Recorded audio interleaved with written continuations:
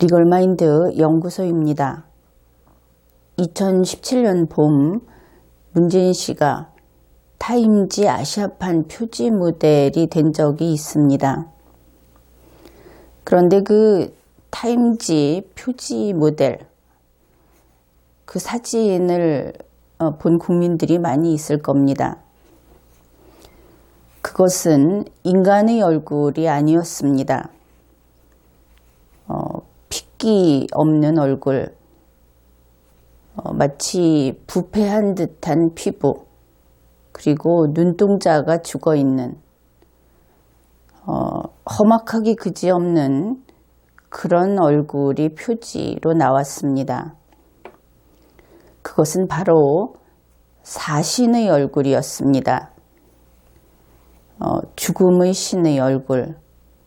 물론 이때 신이라는 글자를 쓰기는 하지만 그것은 우리가 생각하는 그 신성하다 할 때의 그 신은 물론 아닙니다.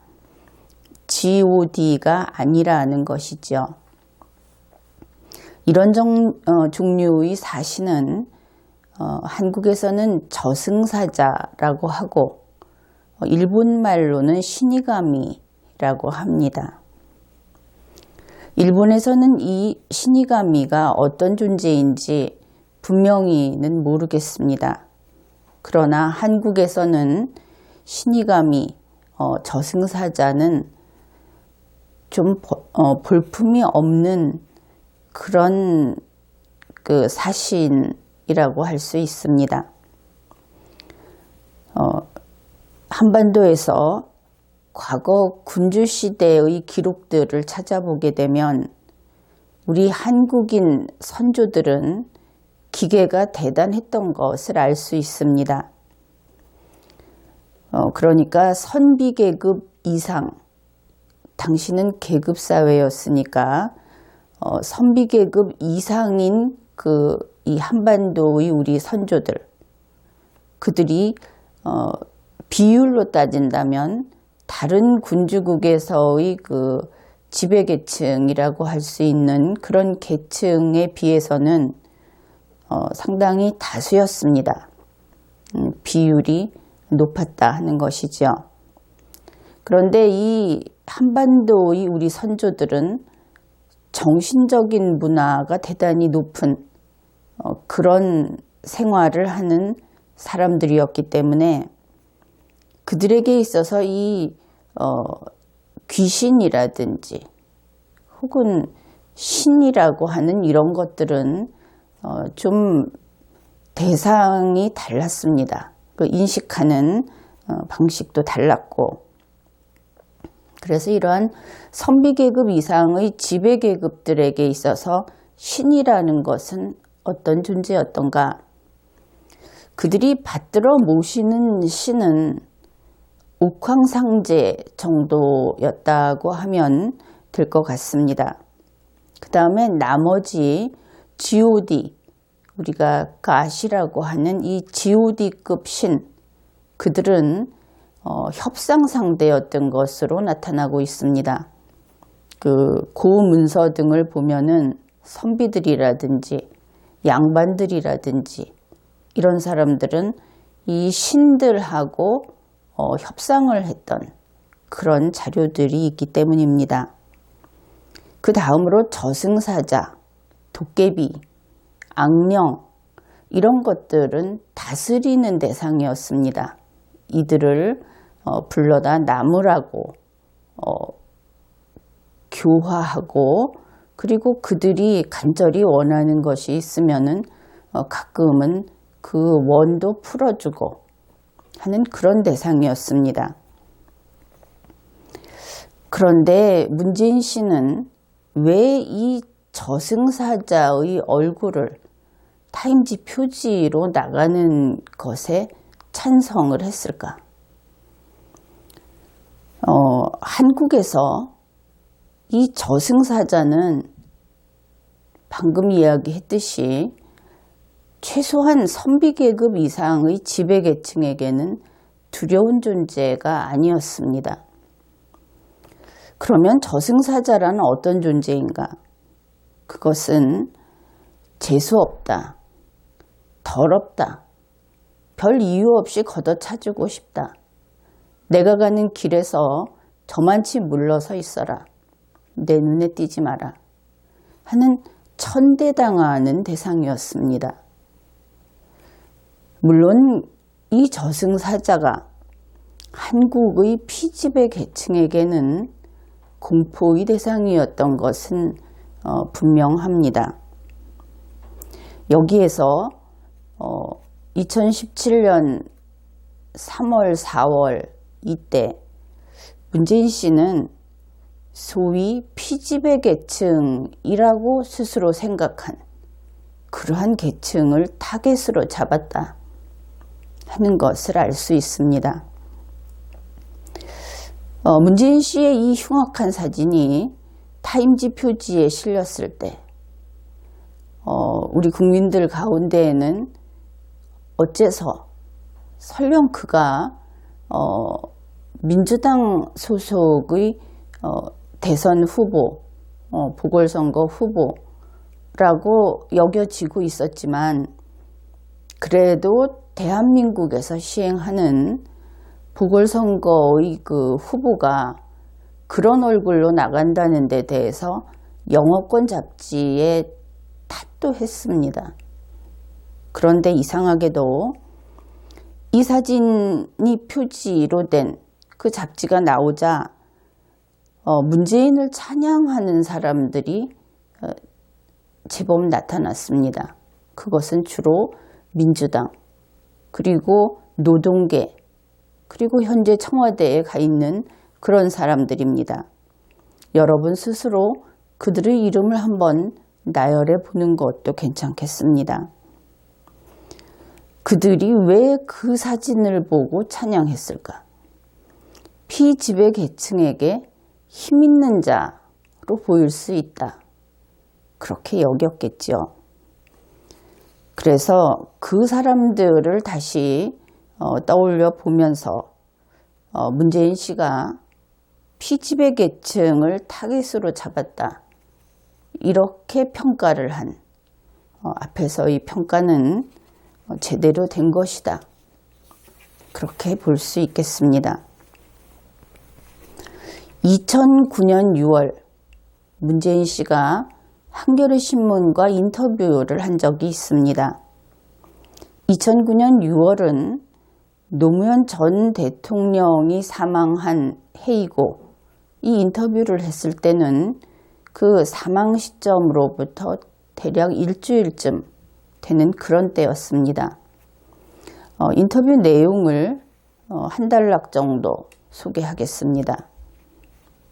사실은 이제 우리 사회의 진정한 주류는 우선 수적인 다수로 보더라도 서민들이고 지방사람들이고 그동안 주류적인 질서에서 배제되고 소외된 이 사람들이 진정한 주류이지 않습니까? 그런데도 불구하고 어떤 소수의 특권적인 이런 세력들이 주류 역할을 하면서 진짜 주류여야 하는 사람들이 그동안 배제되고 소외돼 왔단 말이죠. 이것이 당시 문재인 변호사가 했던 말입니다. 이 말 속에는 문재인이라는 인간의 논리 구조가 잘 나타나 있습니다. 그가 토대로 삼은 것, 그것은 첫째, 다수는 소수를 이긴다 하는 것이고, 둘째, 지배자는 소수고 피지배자는 다수다 하는 것이 이 조금 전에 소개한 내용의 핵심입니다. 이것은 물론 구시대, 그때 이야기하는 그 피지배 계급의 논리와도 부합하는 그러한 것이죠. 그 이후로 문재인 씨가 문재인 후보가 되면서 특히 2017년 그 대통령 보궐선거를 치르면서 어떤 작전을 펼쳤는가 하는 것을 간략하게 이야기하면 이렇게 됩니다. 소수는 특권 세력이다, 이렇게 그가 특정을 했죠. 그 다음에 다수는 소외된 사람들이다, 이렇게 특정을 했습니다. 그래서 문재인 후보는 다수는 소수를 공격하라, 그렇게 한 것이죠. 다수니까 당연히 이길 수 있으니까.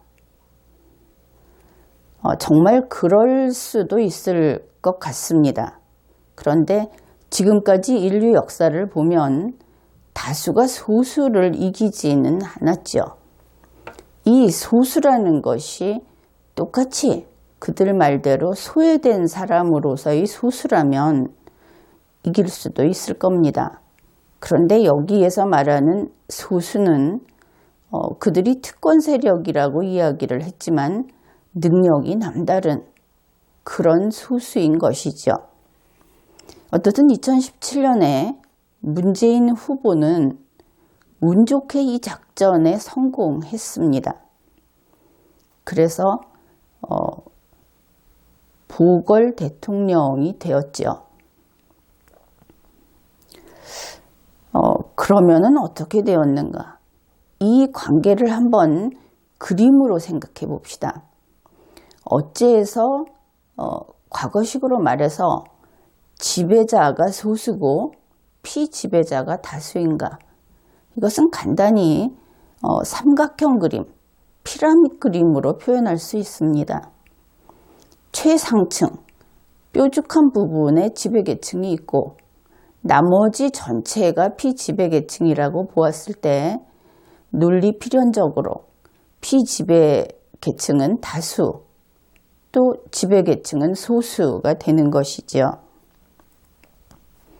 그것은 국민주권주의 시대인 21세기에도 그것은 크게 다르지는 않습니다. 다만 그것을 지배계층이니 피지배계층이니 이런 이야기를 하지 않죠.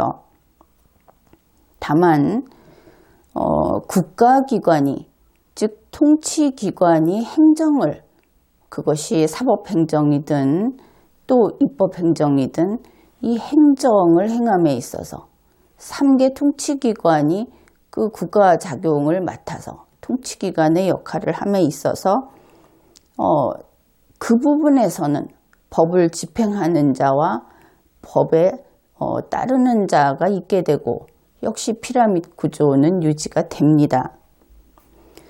그렇지만 지금은 이 피라미드 구조의 꼭대기에 있는 자들이 실제로 권력을 지니고 있지 못하기 때문에 그들에게는 단지 권한, 한계가 정해진 권리, 이런 것만 있기 때문에 권력을 쥐고 있는 전체 국민이 그들을 통제하고 있는 것이죠. 그렇지만 우리가 보듯이 대통령은 교통신호를 조작해가면서 제멋대로 돌아다닙니다. 대통령의 신변을 보호하고 대통령은 특별한 대우를 받죠. 그러나 여기에는 아슬아슬하게 넘지 말아야 하는 선들이 움직이면서 매 순간 법률로서 그 선을 보여주고 있습니다. 선에 닿으면 타버리는 것이죠. 대통령의 자리에서 파면됩니다. 그런데 이 문재인 보궐 대통령은 대통령의 취임을 하고 나서 눈에 보이는 이 구조만 보았던 것이겠죠. 헌법을 제대로 모르고 국가 시스템을 제대로 모르고 국민 주권주의라고 하는 것을 국가 전체를 보고 배운 것이 아니라 시위 현장에서 배웠기 때문에 그래서 제대로 몰랐던 것 같습니다. 어떻든 이 피라미드 구조를 생각해 봅시다. 피라미드 구조의 상층부에 있던 아주 작은 그 뾰족한 부분에 있던 소수를 특권 세력이라는 이름으로 쫓아냈다고 이야기하죠. 촛불혁명으로. 그러면 그 자리는 비어 있습니다. 그 자리에 과거 2009년 문재인 씨가 이야기했던, 문재인 변호사가 이야기했던 서민들, 지방 사람들, 소외된 사람들이 대통령이 된 것은 아니죠. 바로 그 소수가 있던 자리를 문재인 그룹이 차지한 것입니다. 과거와 달라진 것은 대통령과 기타 사람들, 그 자리에 문재인과 기타 사람들이 들어간 것뿐입니다. 똑같은 것이죠. 그런데 과거 문재인 씨는 이 과거의 소수를 특권 세력, 부패 세력이라고 불렀습니다. 그리고 이제 자기들 그룹이 그 자리를 차지하고 나니까 똑같이 특권을 행사하고, 이것은 위헌위법한 것이죠. 독재를 하고 그리고 부패하고 있습니다. 그것이 점점 커지고 있는데 이것을 스스로는 고치지 않습니다. 문재인 보궐 대통령은 오늘 저질러지는 불법, 오늘 저질러지는 부패 행위, 이것은 더럽다고 하지 않죠. 그는 반드시 어제 저질러진 부패 행위만 청소하려고 합니다. 그래서 지금 계속해서 과거의 그 소수였던 사람들, 그러니까 실제로 그 자리에 있는 것도 아니고 그냥 과거에 있었던 사람들, 그들을 적폐청산이라는 이름으로 계속 공격하고 있습니다. 아주 극심하게. 그러니까 현재 국정원장이 아닌데 과거 국정원장을 너는 대단한 권한을 행사하던 자다 하면서 아주 세게 강한 무기를 가지고 공격하는 것이지요. 하도 요란을 떠니까 국민들은 물론 거기에 눈길을 뺏겨서 문재인 그룹의 특권을 행사하는, 문재인 그룹이 범죄를 저지르는 그런 것을 잠시 잊고 지내왔습니다. 그러나 아직 1년도 채 안 됐는데 더 이상 그 눈을 가리기에는 역부족인 것이죠. 그냥 두어도 계속 드러나고 있기 때문입니다. 문재인 보궐 대통령이 잘못 알고 있는 것이 있죠. 그는 주류는 소외된 사람들이다.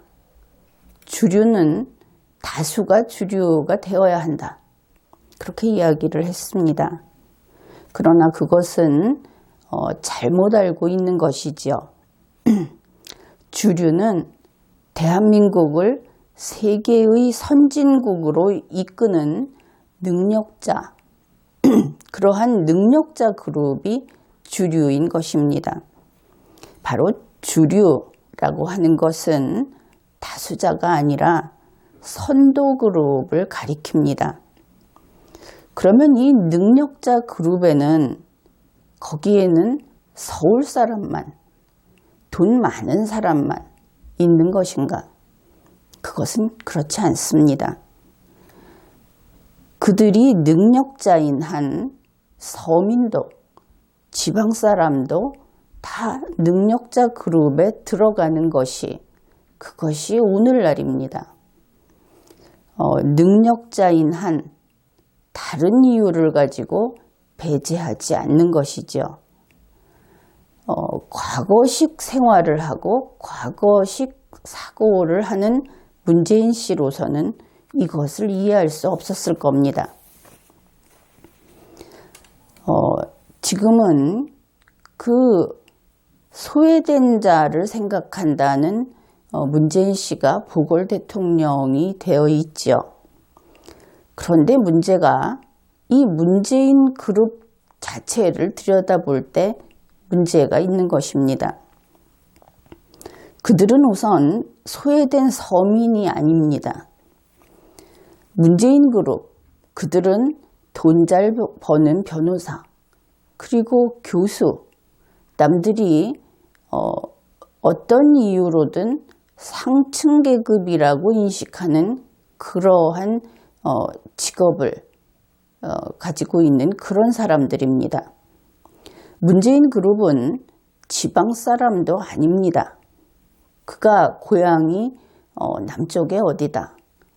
그렇다 하더라도 지난 긴 세월을 한번 살펴보십시오. 그는 주로 서울에서 거주하는 정치인이었습니다.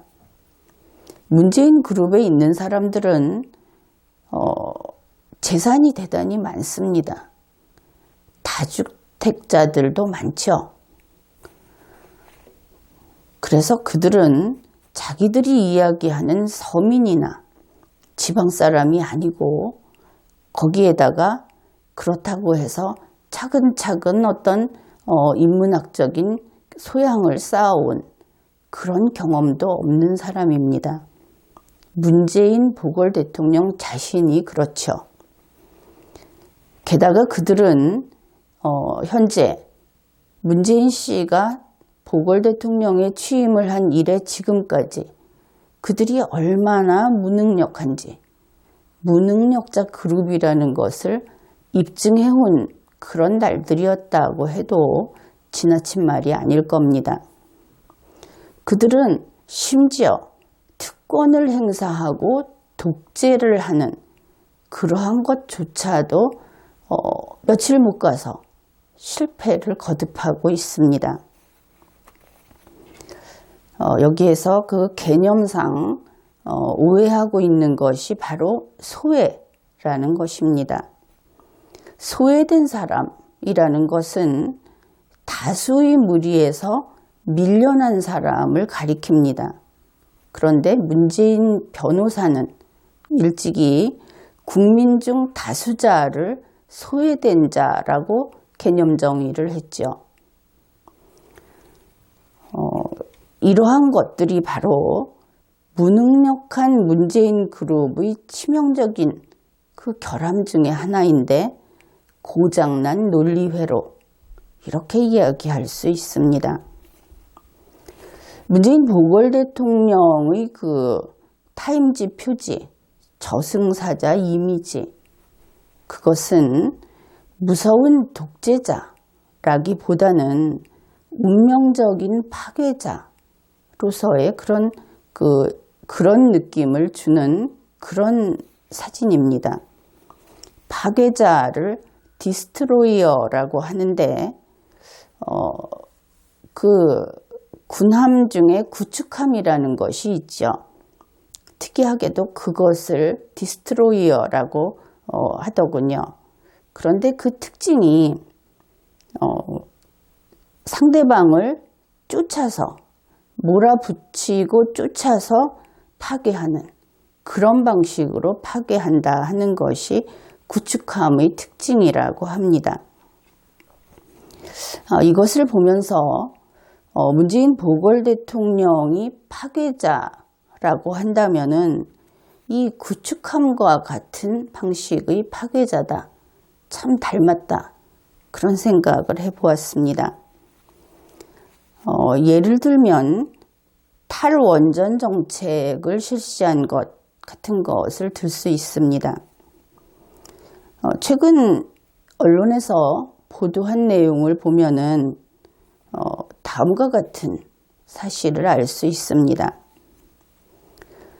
우리나라는 2017년에 원전 가동률이 71.3%, 그래서 과거 일정한 아주 많이 가동할 때하고 비교를 해보면 최대 18.7% 감소한 것을 알 수 있습니다. 그런데 이렇게 되자 한국전력이 전체 영업이익이 2016년보다 2017년에 59% 감소했다고 합니다. 게다가 2018년 1월 현재 우리의 원전 가동률은 50%밖에 안 된다고 합니다. 훨씬 많이 줄었죠. 그 중에서 원전 24기 가운데 지금 10기가 안전점검을 이유로 가동하지 않고 중단한 상태라고 합니다. 그러면은 한국전력은 국민이 필요한, 우리 한국에서 필요한 전기를 공급해야 하는데 원전은 중단되어 있고 그래서 전기가 부족한 것이죠. 그래서 한국전력이 직접 전기를 사들이고 있다고 합니다. 비싼 값에.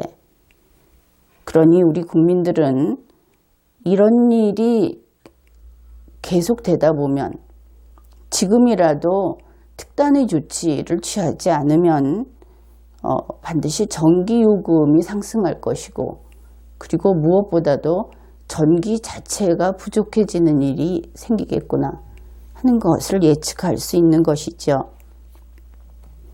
문재인 보궐 대통령은 취임을 하면서 거의 얼마 되지 않아서 이 탈원전이라고 하는 것을 마치 그 축하잔치라도 벌이듯이 그 행사를 했습니다. 그런데 지난 2월 14일 산업통상자원부 장관이 이런 이야기를 했다고 합니다. 2018년 말까지 사우디아라비아 원전 수주를 위해서 국가적 역량을 총집결해 대응해야 한다. 대통령이 탈원전을 하겠다. 그렇게 큰 소리를 쳤는데 지금 산업통상자원부 장관은 다른데 목을 걸고 있죠. 국민들은 이것을 보고 옛말에 그런 것이 있죠. 말을 거꾸로 타고 말꼬리를 잡고 계속 채찍질을 하면서 빨리 가자고 하는 그런 탐관오리들이 옛 이야기에 종종 등장을 합니다. 우리 국민들은 바로 문재인 보궐 대통령과 그들이 말하는 촛불정보, 그들이 이렇게 말을 거꾸로 타고 채찍질을 하고 있다고 비웃고 있습니다. 문재인이 문제다. 이런 이야기도 이제는 관용구가 되었습니다. 옛 어른들이 하는 이야기가 있습니다. 솜씨 좋은 기술자는 섣불리 해머를 휘두르지 않는 법이다. 그렇게 이야기를 하고, 솜씨 좋은 재단사는 가위부터 집어들지 않는 법이다. 그렇게 이야기를 합니다. 여기에서 알 수 있듯이 부수고 자르는 것, 이런 파괴자, 결국은 반드시 해야 하더라도 심사숙고해서 반드시 해야 하는 순간에만 그 도구를 쓴다 하는 옛 어른들의 말처럼 어느 분야에서건 파괴자는 결코 주류가 될 수 없습니다. 문재인 보궐 대통령처럼 해머로 아무데나 두들겨 부수고 가위로 아무 것이나 자르고 그러면은 그런 자를 구속할 수밖에 없죠. 여기서 구속은 신체 구속을 이야기합니다. 또 다른 예를 소개하겠습니다. 문재인 보궐 대통령은 최저임금 인상 정책을 실시했습니다. 아무것도 모르는 초보자들이 청와대에 앉아서 인상하라, 이유 불문하고 인상하라고 했던 것이죠. 그래서 덜컥 인상을 해놓고 보니까 인상하라 이렇게 해놓고 보니까 문제가 터져 나오기 시작했습니다. 그렇게 되니까 부랴부랴 일자리 안정자금을 투입했죠. 또 사회보험 지원도 추가하고 급기야는 대출 전략까지 동원을 했습니다. 이렇게 허우적거리고 있는 것이죠. 일자리 안정자금 같은 경우는 1차 제시를 하고 그것이 안 되니까 2차에 가서는 190만 원으로 올렸습니다.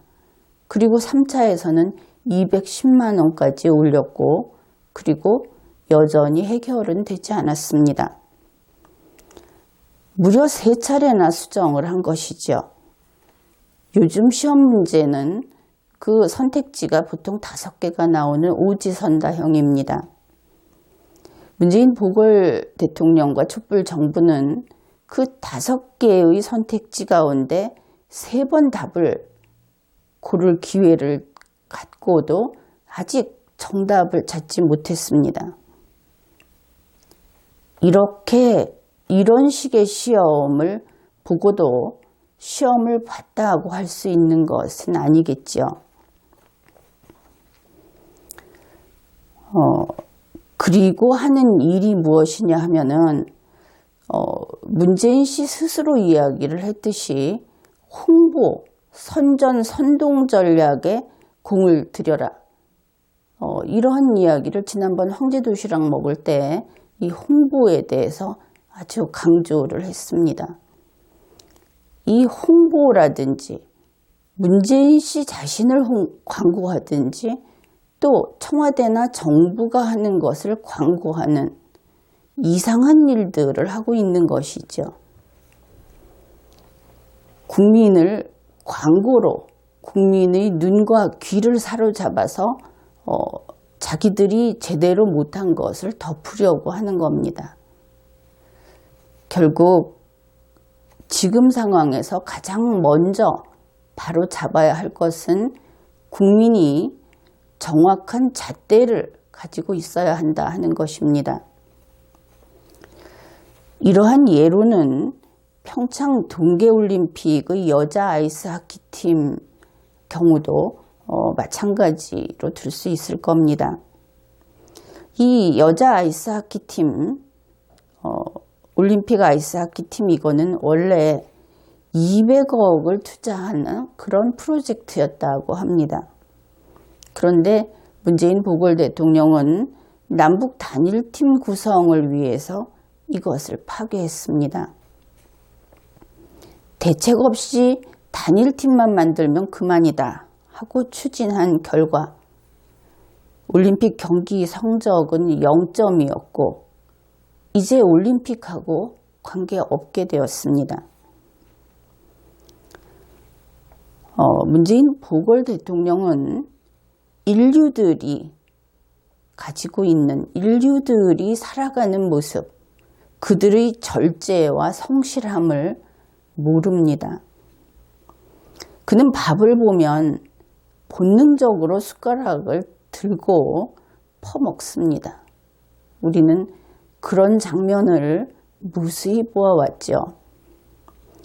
문재인 씨는 논에 물을 채우고 모를 키우는 농부, 추수한 벼를 시장까지 내오는 상인, 그리고 밥 짓는 사람의 노력을 모릅니다.